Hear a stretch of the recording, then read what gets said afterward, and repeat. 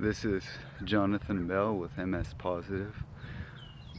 I feel like it's time to start this, to open a YouTube channel to display the face of MS Positive and talk about my story a bit. So I hope you'll go on a journey with me.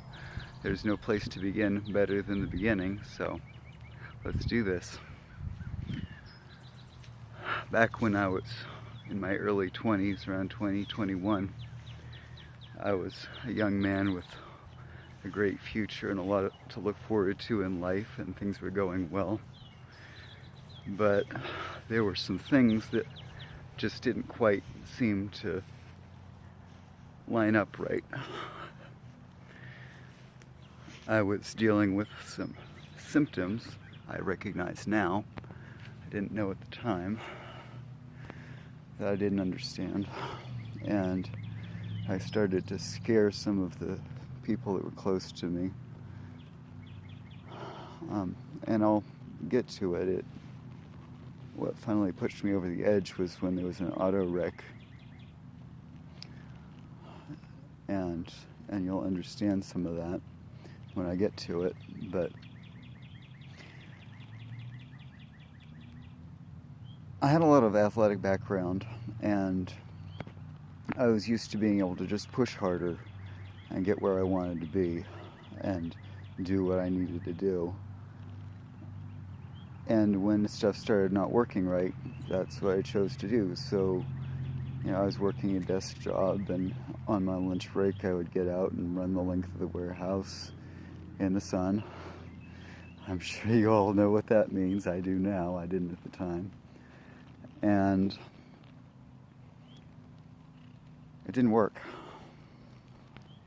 Things didn't get better. It was midsummer, and I was driving home from work.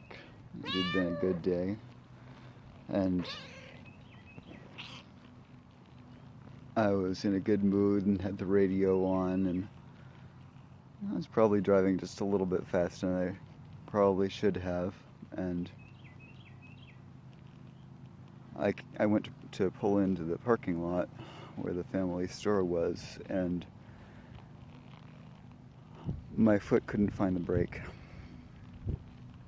And it took me a second to notice it, but I tried several times to move my right foot over to where the brake was, and it didn't go the way that it's supposed to, the way that I'm just used to it happening.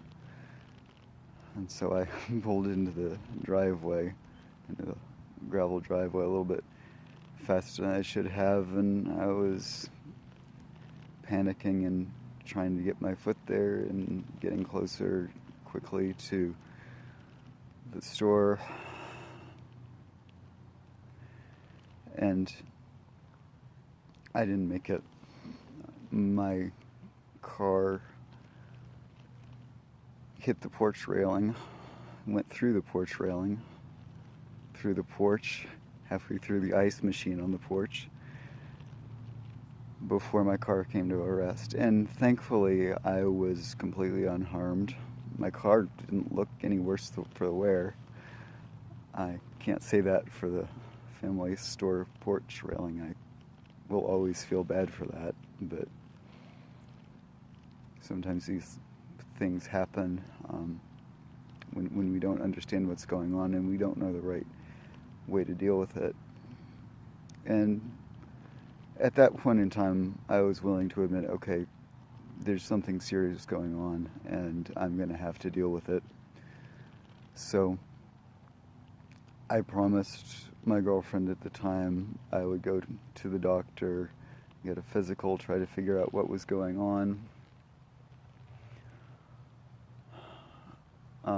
And I said, if I'm going to do everything I can to fight whatever this is, and I'm going to get through it no matter what. And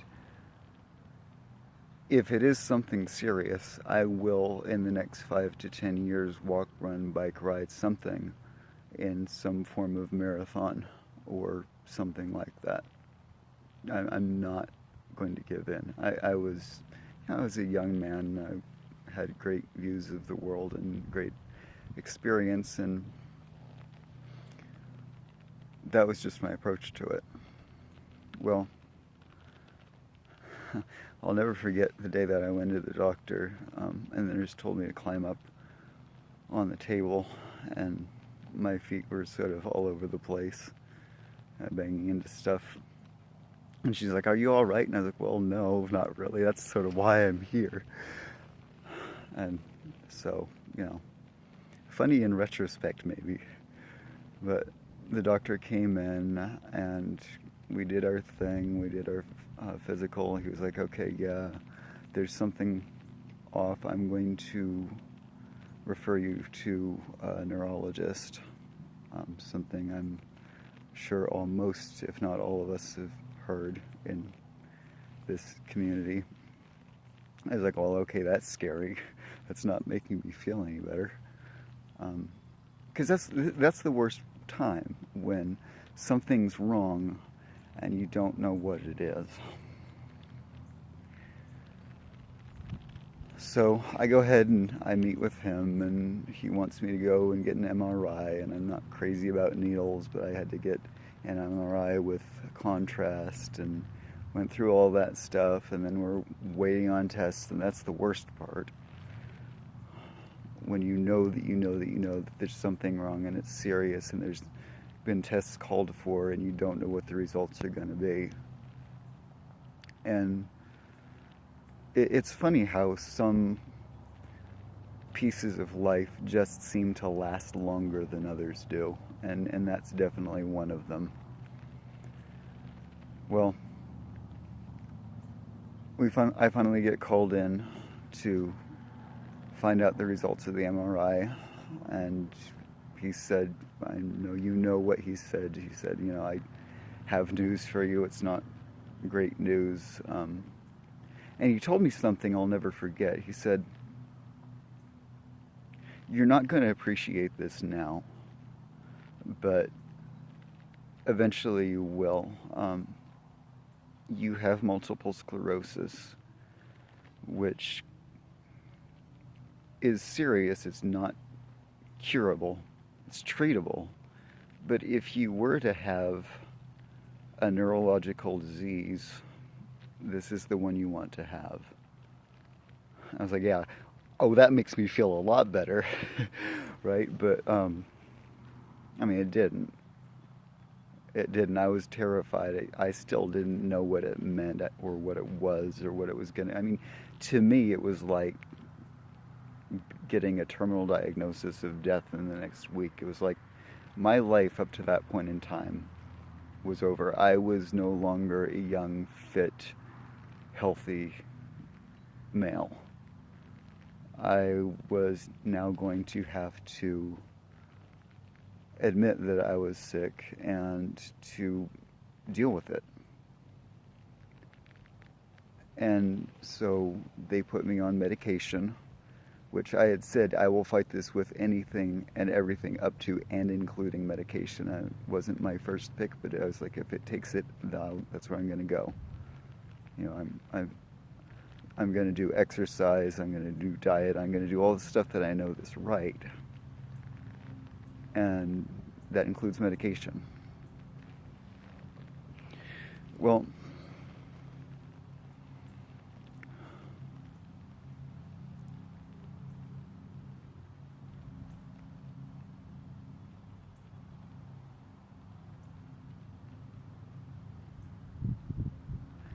even with the understanding of what it was and what I needed to do, I still tried to pretend like I was healthy. I tried to pretend like there wasn't something serious wrong. I still did what I needed to do, but I tried to treat it like an addition to my life, not who I was and what I was dealing with. And it worked. It worked really well for a long time. They say you can tell the progression of a disease, of MS, by how many relapses you get in the first 2 years, and I have been so fortunate. I'm beyond just the initial stages. There's obviously something going on, but in the first 2 years, I had 0 relapses. In the first 10 years, I had 0 relapses for like the first 15 years. It was just sort of in a holding pattern, which is, it's amazing. It's incredible, and I'm so grateful that it's gone that way. Well, going back to the diagnosis, I was scared. I didn't know what was going on, and I approached it like I would anything else. I was like, I need to know more about this. I need to understand it. So I started learning, and I couldn't take a lot of it at once. I could only read sometimes for 5, sometimes for 2 minutes at a time before I was like, okay, I have to quit. This is just too much, and I can't handle it. And I came to a place where I was like, okay, this is okay. It's okay that I can't handle it. I mean, there's a school of thought that says you have to take everything one day at a time. And for me, where I was at that point in time, that was too much. I couldn't do one day at a time. I had to do one moment at a time. I had to be able to say, okay, I had a bad morning. I had a horrible first, 15 minutes, 15, 2 hours of the day. But I'm going to stop and reset. Stop and reset, and I'm going to say, okay, my day starts now. And that, for me at that point in time, that was one of the things that worked. That was one of the things that made life better. And it was not easy at first, but it got easier as I made it a habit and practiced it, and like any skill, got better at it. And it's something I'll never forget. I still use it today. It's still a way of being resilient, and I'm so grateful for it.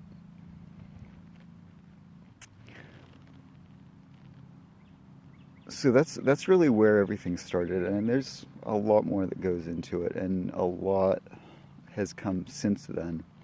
There's all these questions as a young person starting their life, like, okay, what is it going to do to my career? What is it going to do to all of these things that I do that I enjoy? Will I be able to have a girlfriend, have a wife, have children someday? Is it something I even want? Can I do that? The thought, I was falling down multiple times a day when it was unbearable to stand up and walk across the room and turn the light switch on or off because of the pain in my legs and stuff. And I mean, that's serious.